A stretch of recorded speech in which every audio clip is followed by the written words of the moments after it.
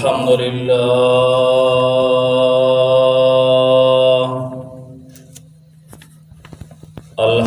لله الذي أنزل على عبده الكتاب ولم يجعل له عوجا والصلاة والسلام على سيد الرسل وخاتم الأنبياء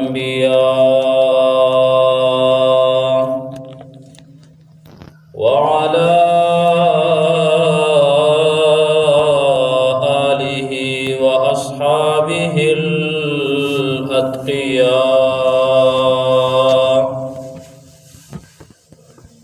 الذين هم خلاصة العرب العرباء وخير الخلائق بعد الأنبياء أما بعد فأعوذ بالله من الشيطان الرجيم بسم الله الرحمن الرحيم إن عدة الشهور عند الله 12 شهرا في كتاب الله يوم خلق السماوات والأرض منها 4 حرم ذلك الدين القيم فلا تظلموا فيهن أنفسكم وقاتلوا المشركين كافة كما يقاتلونكم كافة واعلموا أن الله مع المتقين سبحان ربك رب العزة عما يصفون وسلام على المرسلين والحمد لله رب العالمين.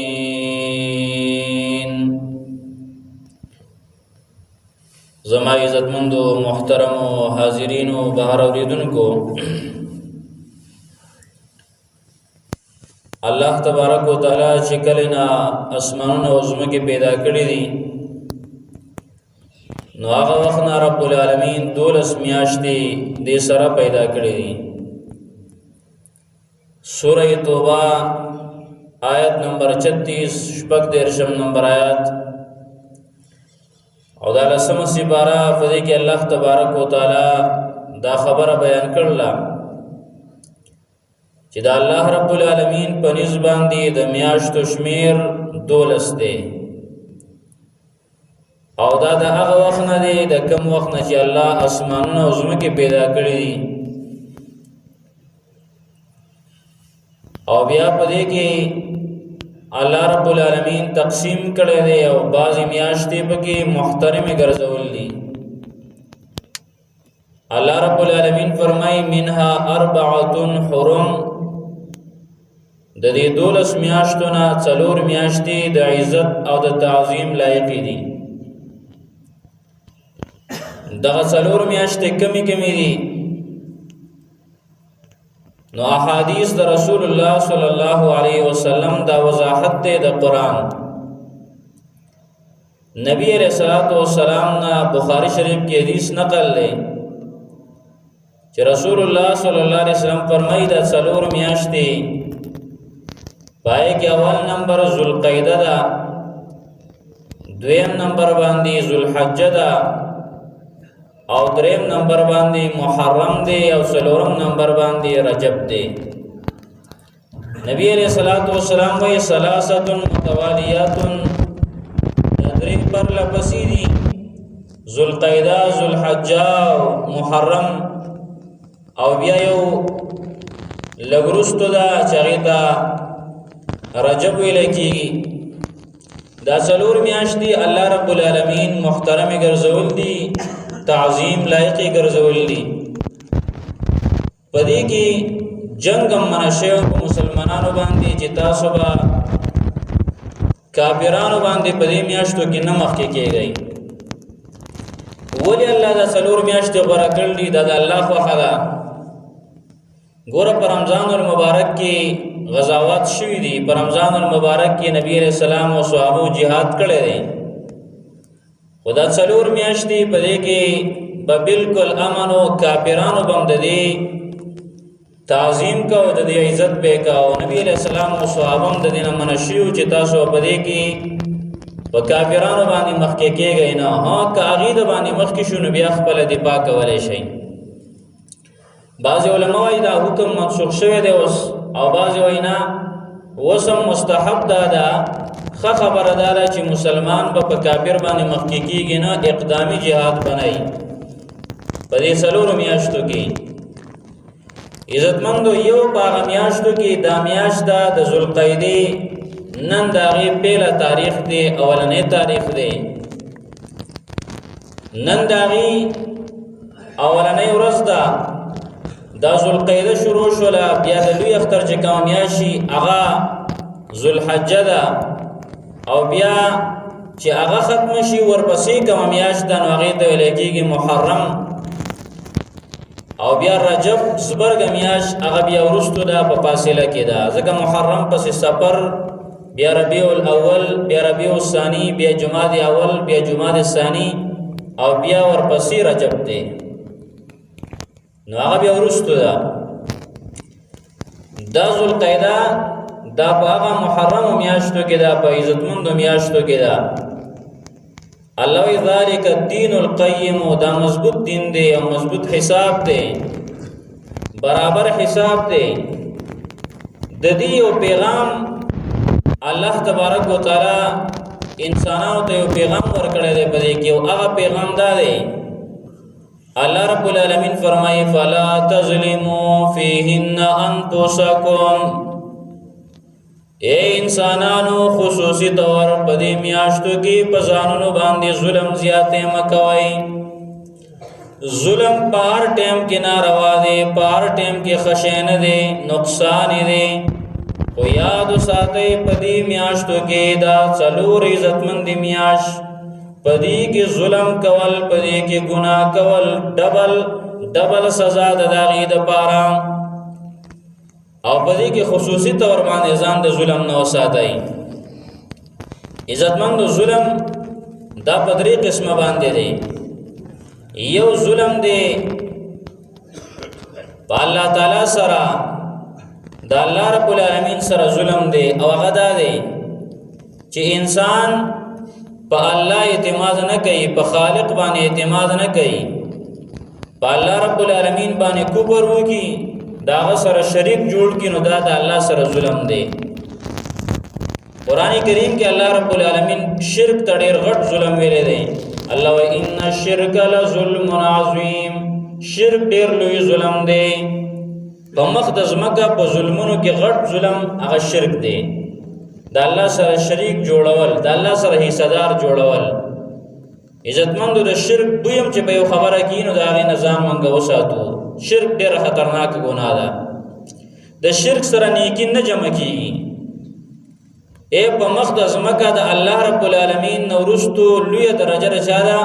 د محمد رسول الله صلی الله علیه وسلم. خو هغه پیغمبر ته الله وایي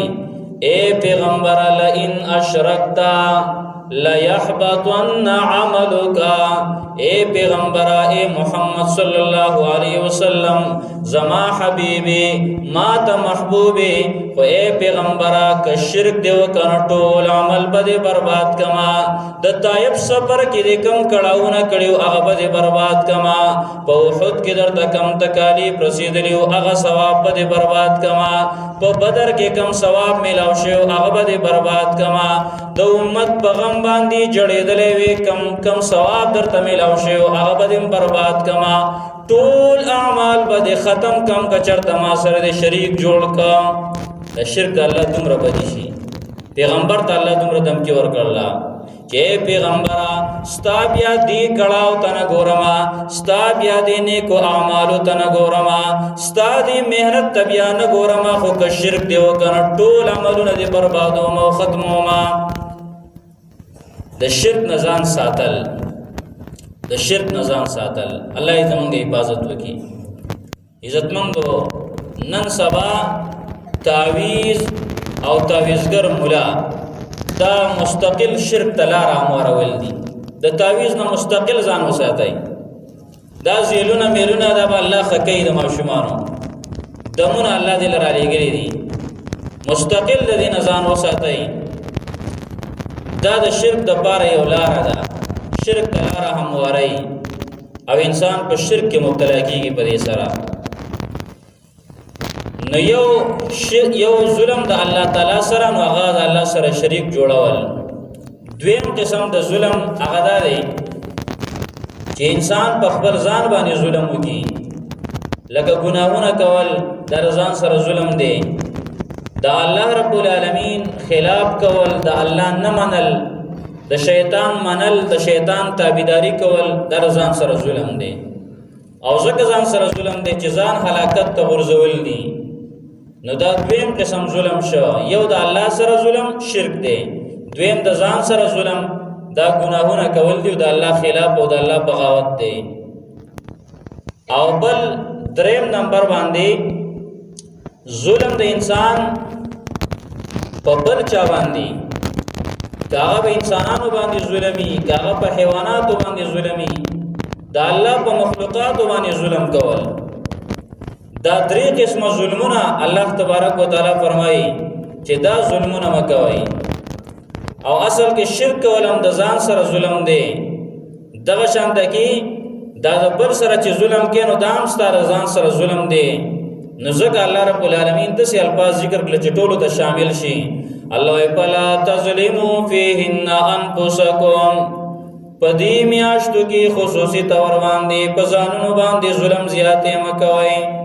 یو د الله رب العالمین د طرفه حکم دا راغی.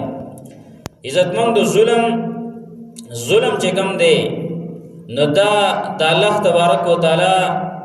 په بغاوتونو کې یو لوی بغاوت دی. د دې وجه نه حدیث قدسی دی. رسول الله صلی الله علیه وسلم فرمایي چې الله تبارک وتعالی فرمایي یا عبادی انی حرمت الظلم علی نفسه وجعلته حراما فيما بينكم فلا تظالموا.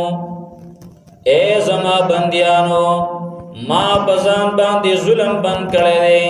زه چا سره ظلم نکوما. قرآن کریم کې بار بار راځي وما ربک بظلام للعبید. الله په خپلو بندګانو باندې ظلم زیاتې نه کوي.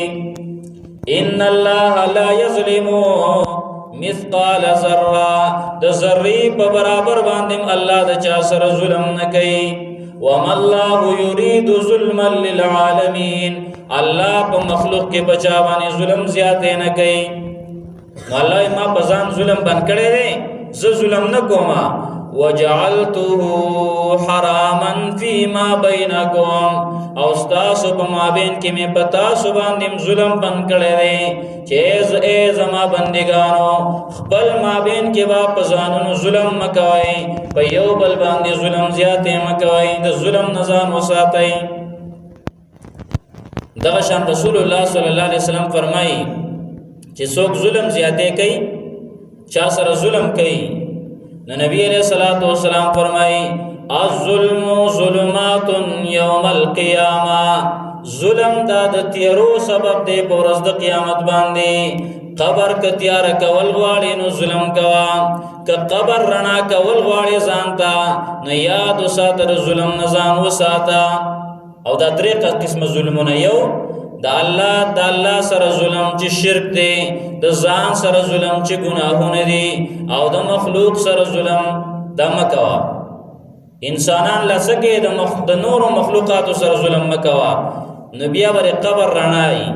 دغه شان پل صراط باندې به تا ته رڼایي. دیو جن دا پل صراط د دې باره کې رسول الله صلی الله علیه وسلم فرمایي وای دا د یختنه نری دی، د توري نه تیره دی، د الله د پیغمبر حدیث دی. او نبی علیہ الصلوۃ والسلام فرمای په دې باندې چې کوم انسانان تیریږي، یو انسان براشي هغه سره به یو کور عمره رڼا به ور سره، د سی بیټری به ور سره ای، داسې لیمپ ور سره چې هغه به دا ټول د یو کور عمر رڼا به ورسره یو دی به رواني ماشاءالله ډېر رڼا به او دی به تیر شي خو یاد وساتئ دا رڼا به صرف د ده دپاره دومره ډېره وي که خوا کې منافق ولاړ دی هغه ته رڼا نشته هغه ته به رڼا نه وي دا د ده لپاره دومره غټه رڼا ده ده ته به دا ټول پورې صراط په نظر باندې راځي ښه مزیدار به پکې ځي وایي ځینې خلک به راشي د یوې کمرې عمره رڼا به یې ورسره ځینې به راشي د یوې ونې عمره رڼا به یې ورسره او ځینې به راشي هغو سره به معمولي غونته کې رڼا وي او دارنګې هغه رڼا هغه باندې به دی په قلاره قلاره ځي او ځینې خلک الله دې زموږ حفاظت وکړي او بالکل په تیاره کړي نو نبی علیہ الصلوۃ والسلام فرمایي چې ظلمونه کول دا د ورځ د قیامت د تیارو سبب دی په قبر کې به تیاره کیږي میدان محشر کې به تیاره کیږي پولیس صراط باندې به ته تیاره کیږي او یاد وساتئ ظلم دا هغه خطرناکه ګناه ده چې که یو انسان شهید هم شي او دی ظالم دی نو دا سوچ نه کوي چې ما زه شهید شوم او شهادت راته میلاو شو ظلم به راته معاف شي نه نه نه نه نبی علیہ الصلوۃ والسلام فرمای اول چې په ورځ د قیامت باندې حساب کتاب کیږي او د دماغ باره کې د وینو باره کې د حقوق باره کې به تپوس کیږي او هغه تپوس ور د حقوق العباد تپوس به وشي تپوس بیا نبی علیہ السلام فرمای تر دې پورې چې ښکراور نه به هغه کم چې د ښکر نشته هغه به بدله واخلي یو څاروی دی هغه ښکر نشته دی او بل یو څاروی دی د هغه ښکراور دی ښکرې دي هغه به د یو بل نه بدل واخلي نو دا اشاره ده دې خبرې ته دا دې خبرې ته اشاره ده څاروي خو داسې هغه الله داسې پیدا کړلی چې مرګ ختم شو خو دا الله رب العالمین دا الله پیغمبر اشاره دې خبرې ته کړله چې داسې د زری حساب بکیږي ته دا سوچ مه کوه چې حساب کتاب بنئ دغه شان نبی علیہ الصلوۃ والسلام د ظالمانو مبارک وی نبی علیہ الصلوۃ والسلام فرمایي صنفان من اهل النار لم ارهما زما د امت دو ډلې دي چې هغه جهنميان ډلې دي او لا ما اوس نه دي لیدلې آینده کې به پیدا کیږي داسې دو ډلې دي چې لا ما اوس نه دي لیدلې او آینده کې به دا ډلې پیدا شي خدا د اوس نه واورید الله پیغمبر وایي چې دا بسې جهنم ایډلې وای دا به جهنم ته ځي پای کې اولنې ډله نبی علیہ السلام ذکر کړلا قوم معهم سیات کاذناب البقر یضربون بها الناس داس یو قوم دا براشي خدا یاد ساتي دا قوم با جهنمی دا د جهنم ډله دا د دوزخ ډله دا د الله پیغمبر وای داغی سره به کوړی ور سره لخت به ور سره کاذناب البقر د غواګانو د لکو په شان دګي د غواګانو د لکو په شان کوړی ور سره او یضربون به الناس خلق به باغی باندې ظلمن وهي خلق به وهي زیاته به خلق سره گاڑی ماړي بولماتای دغه شان دګي انسانان به وهي دا ظلم زیاته وکي نبی علیہ الصلوۃ والسلام دا جهنميان دي اگر چې دیو منس کوي اگر چې دیو نفلونه کوي اگر چې دیو حاجیان دي اگر چې دیو عمرې کړي دي اگر چې دیو ځان تډیر نیکان وای اگر چې سیروزی لګي اگر چې په تبلیغونو کې زی خو چې دغه ډلوا نبی علیہ الصلوۃ والسلام فرمایل چې دغه ظلمن خلق وهي او دغه لخت ور سره دي دغه چوکي ور سره دي او خلق په وایي نبی علیہ الصلوۃ والسلام فرمایي دغه ډله د جهنم ده او بیا دویمه ډله نبی علیہ السلام ذکر کړله ونساء کاسیات عاریات مائلات موملات رؤوسهن کاسنمه البخت المائله دویمه هغه ډله ده هغه زنانا چې کپړې خو چولې دي خو حقیقت کې لغړه ده زکه جامی هغه شان جامی نه دي چې کم د شریعت لباسو کم د پیغمبر صلی الله علیه وسلم د طریقې والا لباسو هغه جامی د غیر دینو دي هغه جامی د بدکارو دي او مائلات موملات دا نور ته مایل کیږي او خلق هم ځان ته مایل کوي نور خلق هم ګناه کې اخته کوي او دام په ګناه کې اخته ده او نبی علیہ السلام وی د سرونه دې جوړ کړی دي کاسنمت البخت المائلا لکه د وخانو کوفونه. دا پیغمبر سلام نو لیدل خو دا هغه ته د وحی په ذریعه خودل شو چې دغه خزي ورازي سرونه به راوند کړي او برا داسې سړی به ځان لکړي برا به راوند کړي. نبی علیہ السلام وی د اوخ د بختی اوخ د کوفونو په شان به د سرونه راوند کړي دا به نه خای دا به دغه بدکارو زنانو نه خای دا به هغه غلطو زنانو نه خای. او نبی علیہ السلام وی لا یجدن ریحها دغه زنانه به جنت ته داخل نشي او جنت ته داخل دل خلری خبره ده چې دغه زنانه او دغه بل ډله دیو به د جنت بویم بیان مومي او د جنت بوی 1500 کاله مزل لري انسان تیرې اغم دی بوی مومي. خود دغه زنانه او دغه خلق چې ظلمن خلق په کوړو باندې وਹੀ ظلم زیاتې کوي نو دغه خلق باغی باندې بدل جنت بوی نه لګي.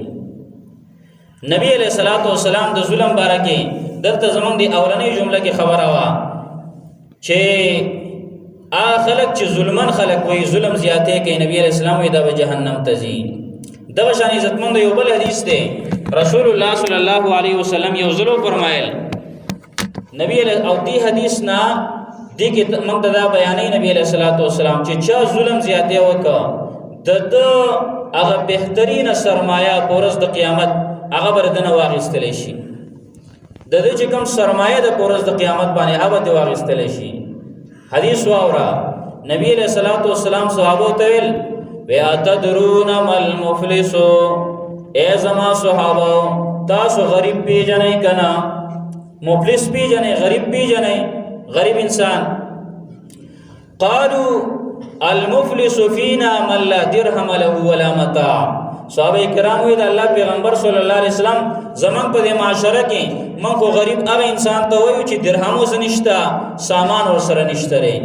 تاسو کور ډیر مزناک نه دی او دارنګ درهم وس نشتا روپۍ ور سره نشتا ریالونه ور سره نشتا بس هغه منګه هغه ته غریب وایو. نبی رسول الله صلی الله علیه وسلم نه دا غربت خو څو وخت پورې غربت دی دا غربت خو تر ټیمه پورې دی دا غربت خو ختمې دی شي او زما د امت غریب حقیقت کې هغه دی. نبی رسول الله وای ان المفلس من امتي من ياتي يوم القيامه بصلاه وصيام وزکات. زما د امت حقیقي غریب هغه دی چې په ورځ د قیامت باندې دی راشي منځونه به د منځونو ډیری به ودرولي دومره ډیر منځونه به کړي چې هغه به دلته په میدان محشر کې داغي ډیری ولاړي ډیر ډیر ماشاءالله چې دوه وګوري نو خلک به تفصیلی چې لکه د څومره ډیر منځونه کړي دي تهجد پکشتا په یخوبو د سونه پکشتا او دغه شاند کې نوافل پکشتره او دارنګ پرایز شتره سنتونه شتره تراویح شتره هر عمل ډیر شي کړل ډیره ولاړ دي. دارنګ وزکاتین زکاتونه به ډیر ورکړي نو هغه به مور داغي اجرونه او ثوابونه به یو ډیره ولاړي او دغه شان وصیامین روجي به دومره ډیری نیولي چې هغه روجو ډیری به ولاړي او نیک اعمال په میدان محشر کې وي. خو به غریب په څه باندې شو وسوا ورا دا هر څه اشتا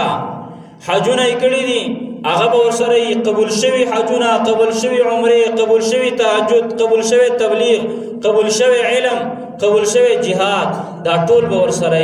خدای الله پیغمبر صلی الله علیه وسلم وای وياتي وقد شتم هذا یو سړی براشي وای دی ما ته کنزل کړو زه کنزل وما دغه امیر صاحب دغه مجاهد صاحب دغه عالم صاحب دغه مفتی صاحب دغه شیخ صاحب دما ته کنزل کړو. بل یو براشي وقذف هذا پمای تومت لګولیو د زنا تومت را باندې لګولیو د بدکارۍ تومت را باندې لګولیو. بل براشي واکل مال هذا زما مال خړلې دي زمانه زمکه نیولې وا زمانه جیدات نیولې و زما مال هغه زمانه په زور باندې استیو غلای کړي وا ډاکای کړي وا داسو وسبک دم هذا سوق به زما وینه توي کړي وا مال گزار را کړو زما سره مات کړي وینه رانه بيدلې وا سوق به زي وجلې وما وزرب هذا سوق به زي وهلې ما. نبی علیہ الصلوۃ والسلام فرمایي ډیری د نیکي ولاړ دي او قرضداري راغله قرضداري پس راغله دغه قرض خطرناک دی ښا دا قرض یوازې د پیسو ګوره قرض نه دی، قرض دغم قرض دی او دا خطرناک قرض دی. نبی علیہ الصلوۃ والسلام وای دا خلق چې کله راشي وای دا هر یو بوي چې موږ د خپل بدله اخلو، نو الله خو انصافي بادشاہ دی، الله رب العالمین به توې بدله ورکا دی، وای ما څه هیڅ نشته. رب العالمین وای تاسو رن عظیم سرمایه ده، هغه دا نیکی دي، تا ټول اعمال قبول شوي دي او دا پراتری ډیری ولاړ دي. هغه خلق وای موږ دقه اخلو په قرض کې، اوس ځکه تاسو اوس نور څه شته نه موږ دالو، نو څوک به دې منځونه والي د قبول شوي اعمال به دې واخلي، د په خپلو پیسو باندې کړی حج، کړی عمره، کړی تبلیغ، کړی علم، او په هغه سختو تکالیفو باندې کړی شوی علم، په هغه سختو تکالیفو باندې هغه تبلیغ او دغه شان په هغه سختو کړهونو باندې او په یخو اوبو باندې او د سنت او تهجد هغه به بل بشا کې وړي وي، زما قرض پوره شو، بل به زما پوره شو، روان به. اوس د الله پیغمبر صلی الله علیه وسلم وایي که چېرته خبره سر په سر لاړه خو بیا هم زه ټیک ده، د اعمال یې ویوړه د تش تور پاتې شو، زه بیا هم دومره خبره نه ده،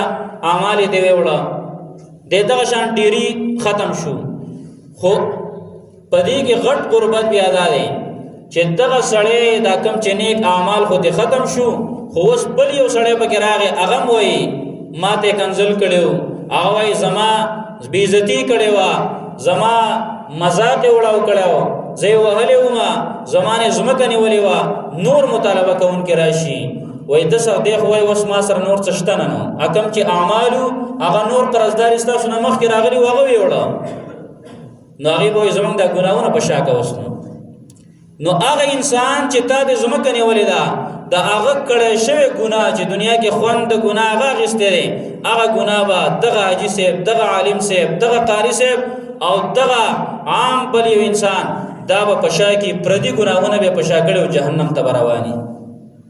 دا نبی علیہ السلام وایي غټ غریب دی، یقینا چې غټ غریب دی. حقوق العباد کې کوتاهي د عزتمندو منګه دا اړو ګڼو نه چې هر چا د خپل خور نه د هغه ځمکه نیولې ده، د بل مسلمان له خلاص کې هغه خو د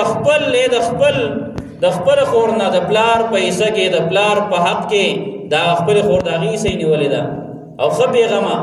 منګه نورو ته وایو چې یاره پلان کې حرام خور دی، پلان کې حرام خور دی، پلان کې حرام خور دی، حقیقت دا دی چې چا سره د ترور ځمکه ور سره ده، چا سره د خور ځمکه ور سره ده، چا سره د بل رشته دار ځمکه ور سره ده او هغه یې اخیستې ده او دی ښه بېغمه لګیا دی، ور به شي بیا به ته پته ولګي. دغه زنانه چې درته ودرېږي چې اوس زما دا ګناهونه په شا کوه، خپلې نیکۍ مال را کوه، بس بیا به ستا پته ولګي، بیا به راته خوند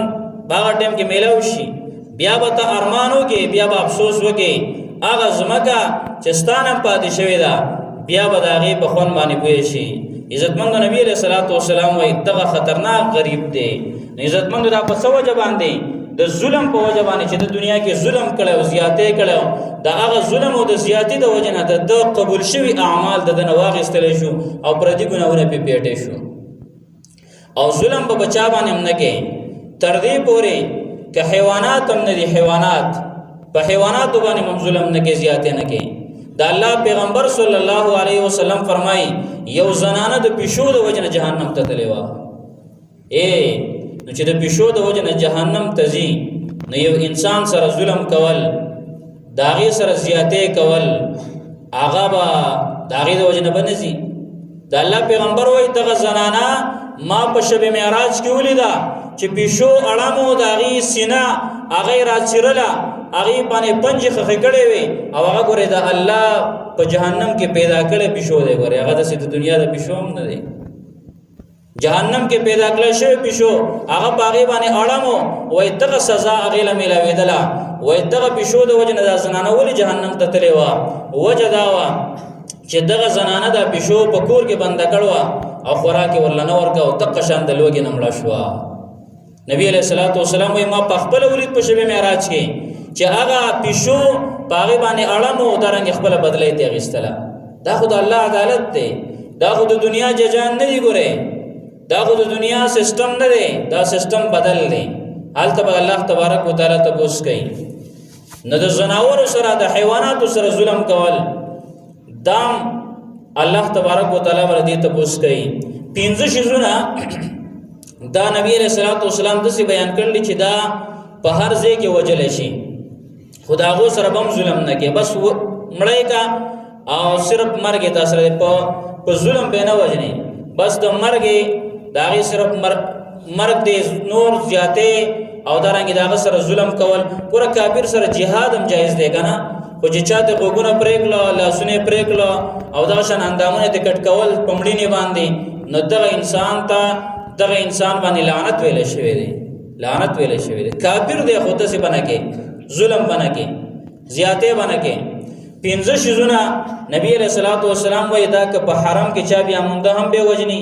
که په حرم نه بهر لیدن هم به وجنی. یو پای کې نبی علیہ السلام وای الحیا مار او لړم، او نبی علیہ السلام وای د دې وسه چې کله نمنګا ورانه کړل نو بیا وسه مونږ روغ نه تا کړ. دا الله پیغمبر هم نه ماف کړی هغه چې چلے و. نو ردی وجنه دا په حرم شریف کې کتاب یا هم د قتل جایز دی، مرګ جایز دی، خود دې مار سره هم ظلم نه کې زیاته نه کې. بس په دسي طریقې ملکا، په دسي طریقې ملکا چې هغه وجل هغه ډیر په اسانه سره وشي. ګور حدیث کې راځي کنه دین اندازه واخلا. نبی علیہ السلام وایي دا کربوړ چې کم دی چې دا چا په یو گزار باندې ملک نو سل نه کوي دي، سل نه کوي او ته ملاويږي. او چې په دوه گزارو ملک نو 50 نه کوي دي، او چې د بیا گزارې ډېری وینو ثواب را ختميږي. دا ولي ځکه په یو گزار باندې په دومره سخت ډیر نشي شی به وجه نه ګوره په وجلو کې ثواب هم دی، خو یو گزار باندې نبی علیہ السلام وای مړ لیکا سل نه کېره ته ملاو شوي، ځکه دا ملک خو تا په هغه باندې ډیره سخت تیر نه کړله، او چې په دوه گزارو د ملک نو گزارې دوه شوي، نو لہذا و ثواب دې کم شه. نو یو مار لړم هر ځای وجل جایز دی، خو ظلم زیاته بنا کې. بل نبی علیہ السلام وای الفار مگم چې کوم ځای مندلک په حرم کې وا او کدلتا وا داغي وجل جایز دی، خو ظلم بنا کې. د دې وجنه اوس خلکو اکثر هغه د مګو کتاب چې ورته وای کنه هغه نو هغه کې ظلم زیاته دی، آی کې ظلم زیاته په دې وجه دی چې هغه کستا زو خیالي پای کې ونی وي شي، نو دای بیا معلومات نه کوي، هغه بیا چنګارې څومره سخت پاغي باندې تیر شي. پکار دره چې دې لپاره کبای کې وم نیول شي، نو بیا زر وجل وای نه سبې شک پاکه کې ځکه خلاصې دي نه مړای کا وجل جایز دي تعالی، خو لیکن به زر در زر حمله کا په جلتې سره چې داغي باندې نور ظلم زیاتې تا نه ونشي. دغه شان کنبیا ګره د دې من الله ته پوس کوي. دریم نمبر باندې نبی علیہ السلام وای والحدیہ تبوس او باخا دام چې کوم ځای مندل نو دام وجل شری مرګ جایز دی. او څلورم نمبر باندې نبی علیہ السلام وای والغراب الابقع هغه کارغه چې په سر باندې سپینه نه خي، یو عام کارغه یو د سې کارغه بر په سر باندې دغه سپینه نه خي، نو هغه خطرناکي هغه نقصانات کوي. نبی علیہ السلام وای دام په حرم کې موجل شي او عام زینو کې موجل شي. او دغه شان پنځم نمبر والکلب العقور هغه سپه چې هغه عقور دی چې چون کې دی یا مال خوري یا چې کوم نه هغه بل نقصان چاله ورکه انسانان خوري چې چون کې سپه دی، یو څه کوڅړب سپه دی ګرځي ځان لګانا هغه سره تاسو یې مده، خو یو سپه هغه نقصانات کوي، نو هغه نبی رسول الله صلی الله علیه وجل شي. دا 15 شیزونه په هر ځای کې د قتل جایز دي، خو بیا بر دیو سره هم ظلم زیاته نه کوي. نبی رسول الله صلی الله علیه د پښو د وجنه یو زنانه هغه جهنم ته تللی و. دغه شان نبی رسول الله صلی الله علیه دا فرمایلی دي چې احسان دې رچا سره وکړه نو انسان لاڅکه چې د سپي سره یو سړی احسان کړو الله جنت ته بوله. د سپي په وجه باندې وای ډیر بدکار انسانو، یو سپي په لار باندې روان دي او په هغه سپي باندې ډیر تکلیف وو. وای دې انسان چې وکړه چې را د سپي ځکه هغه سړی په خپل هم داسې مردار باندې کېو، نو هغه دا سوچ نه کوو کله کله دا کم سړی چې دی داسې دا اکثر چرسی یا داسې نشئی هغه داسې زلسوان دی هم ډېري که ستاسو خیالي بس دا سړی داسې لوپر سړی و، خو ده چې وکتل سپی دی او په سپي باندې خارخ لګېدلی دی او په هغه باندې ډېر تکلیف دی. دغه سړی ویل یاره دا سپی د انسانانو سره د دې حیواناتو سره ښه سلوک پکار دی. سپی راونی وی لمبو او هغه سپي په لمبولو بیا په هغه غوړ که وای الله تبارک وتعالی د هغې د وجې نه هغه انسان جنت ته بوتلو. د سپي په غړولو د سپي په لمبولو باندې الله رب العالمین څه چرته بوزي جنت ته. نو چې ته انسان سره احسان وکې نو الله تبارک وتعالى وتعالى څومره احسانات کوي. ظلم زیاته الله د چا سره نه خوښي، د چا سره الله نه خوښي، کاغه حیوانات دی او کاغه انسانان دي، ظلم بنکې. په دغه بر حدیث کې ګستاسو خیالي چې دغه یو انسان اگر راشي او غوي چې را زما مال خړلې سو کوئی وهله ما عزتمند بده کې یو بل حدیث موږ نبی علیہ الصلوۃ والسلام فرمایي چا د یو انسان نظمکا ګردام ظلم دی چا نه زمکه نیولله نو کاغستا په ورسو کې دی او کستاله ورسو نه بهر دی نور خلق دی او یک د زمکه دي معمولی نه ولذین خلق وای چې رمن بک وس غټه یو غرم نه نیولې بلکې لګم نیولې. نبی علیہ الصلوۃ والسلام وای چې من اخذ شبرا من الارض چا چې یو لوی زمکه ونی ولله چانه ظلمن په ظلم سره یو لوی.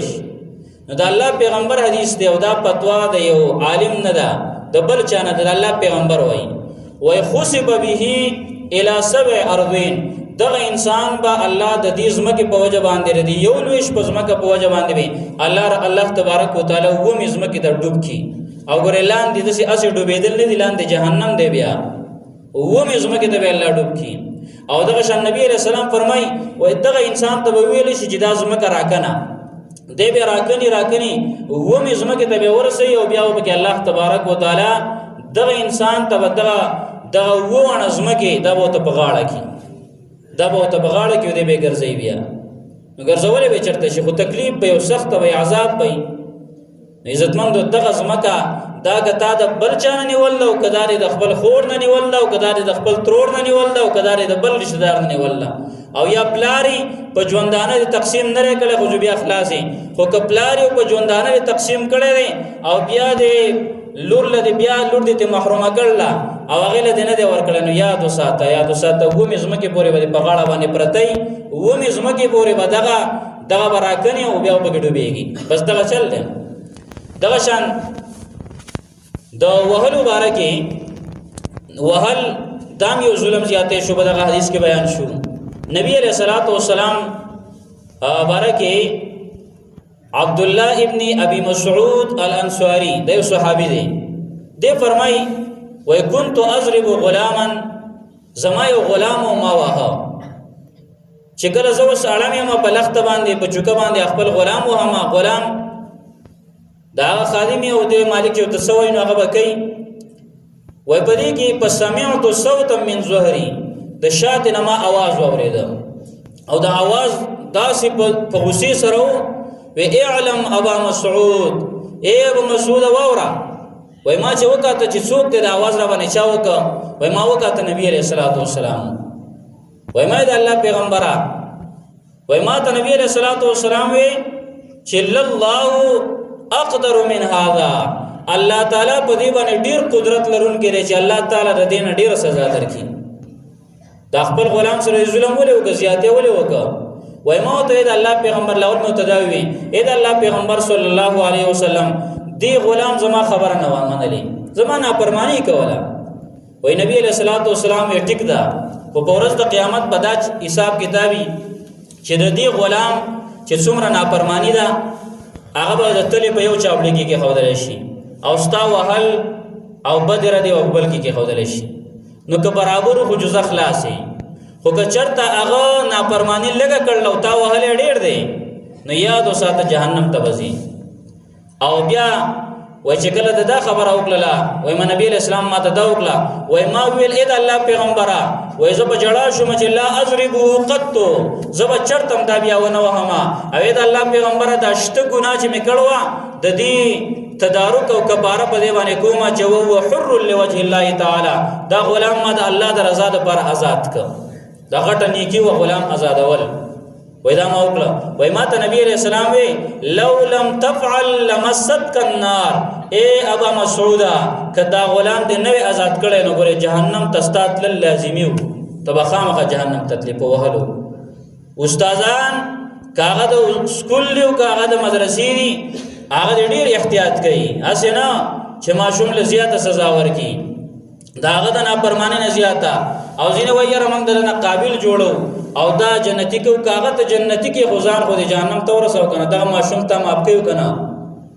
پته نه لګي ماشوم که ماشوم توپ کې تا ته وم وای چې ما ماپ کړي دې اعتبار نشته کله ول اعتبار دی چې کله دا ماشوم بالغ شو ورسته ویل چې استاد ما ماپ کړي جو ماپي او کدای و نه ویل نو تا خو هغه خکه غزان خو دې غرق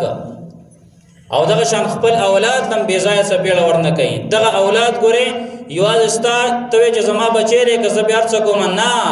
الله دې تبوس کوي کاغل دی او بے ځای سپېړه ورکړه بے ځای دې گزار ورکا یاد وساته الله ور سره دې حساب کوي زنانه دا غریبان ظلم جاته او که الله ور سره حساب کوي نبی علیہ الصلوۃ والسلام فرمایل کدا دې نو کړي نو تا ته اور رسیدلې وي او ته په اور کې راګر شوی د دې وجه عزتمند دغه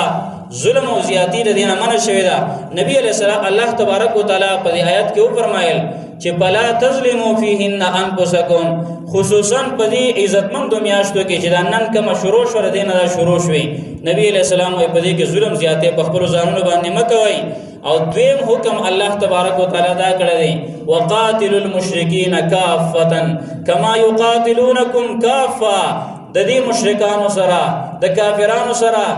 تاسو جنگ وکي ټول پټول باندې اتفاق وکي کافر ہوتا اتفاق وکي کافر ہوتا عزتمند دغه کافران بی دینه چې چا وس رسیږي د جهاد او د قتال پکار در چې جهاد او قتال وکي او چې کله وس نه نو زمون د پاروم څخه خبر اشتره هغه خبر دادي چې یو دعام کولې شو خپل مجاهدین ہوتا او دویم کارمندار چې د کافرو د اسرایلو د هغه چیزونو بایکاټ منغو کو دغم